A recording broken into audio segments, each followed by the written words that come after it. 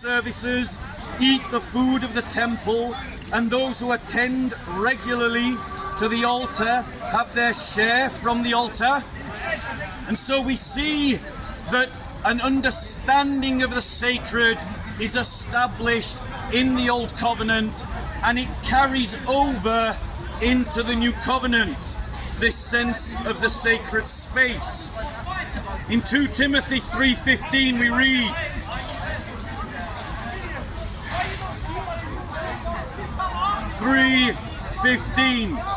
we read this, and that from childhood you have known the sacred writings, which are able to give you the wisdom that leads to salvation through faith, which is in Christ Jesus. If there are sacred writings, it follows that there can be sacred objects and sacred spaces and sacred activities, such as the practice of the Eucharist. It goes on in Hebrews 9:2, states the following. Hebrews chapter 9 verse 2. For there was a tabernacle prepared, the outer one, in which were the lampstand and the table and the sacred bread. This is called the holy place. And so you see in the New Covenant, the idea of the sacred carries over into the New Covenant in a new way. It is not in the forms and the shadows of the Old Covenant, but in a new way, that the church makes its life holy unto God and disciples saints unto God who are called agios. Holy means something that is distinct and separate from that which is unholy, the things of the world. Is that why Jesus cleansed the temple of those people who were selling and doing all those things? A perfect example would be, as my brother has pointed out, that Christ went into the temple and with a whip drove out the animals and the money changers, what do you think about the because Royal they were National desecrating the sacred temple of God. Oh, Now, ladies and gentlemen, that we've established the idea that there is something sacred in the New Covenant, excuse me, I it can't see a woman follows in your audience. that we need to ask I the can't see a question, woman in your what audience. are the churches? I mean, sex, that's your The problem, isn't it, churches, mate? Yeah. the churches Can't find are a girl. places set aside for the activities of the people of God. Very naughty activity. They're not public spaces. They're public acts of Should be worship locked up. in sacred spaces. They are spaces set aside for the rituals and the activities and the sacraments and the worship of the people of God, that is the temple of God. How long have you had this sexual problem? And what we see, brothers and sisters, is that the Church of England, under these incompetent bishops, have been desecrating the cathedrals of God's holy church Are you looking for for a girlfriend? decades. Yeah. Let me give you some examples of what I'm talking about. No. The nave of Rochester Cathedral was used as a crazy golf course. Derby Cathedral showed films about paganism that featured full frontal bodily nudity. Very loud. Norwich Cathedral planned to install a helter-skelter.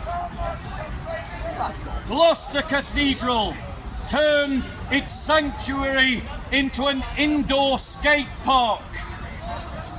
Blackburn Cathedral produced and sold its own brand of gin. These examples, ladies and gentlemen, are examples of the sacred space of Christians being desecrated Where's your by father? the so-called leaders of the church. And why do they do it, ladies and gentlemen? They do it because they believe that it helps them to build bridges into wider society.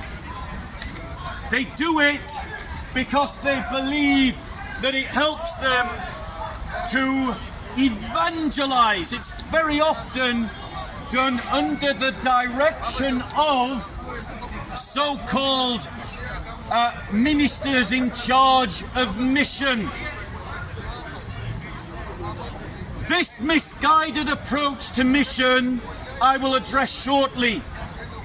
However, I want all of us as Christians to understand, and I want to raise my voice to say that these are acts of blasphemy against God's holy church, that they are desecrations of holy space, requiring that those responsible should be sacked for what they have done.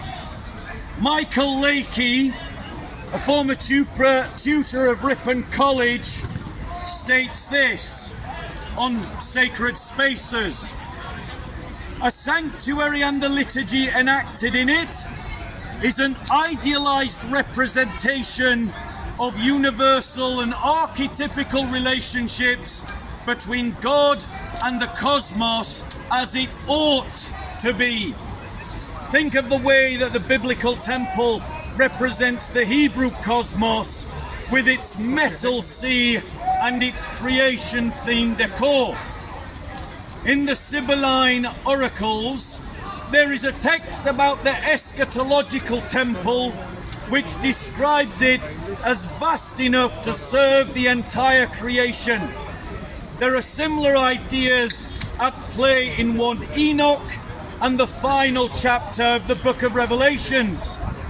In that sense, I think the church as temple is always ideally more or less representative of God and the world in idealized relationship.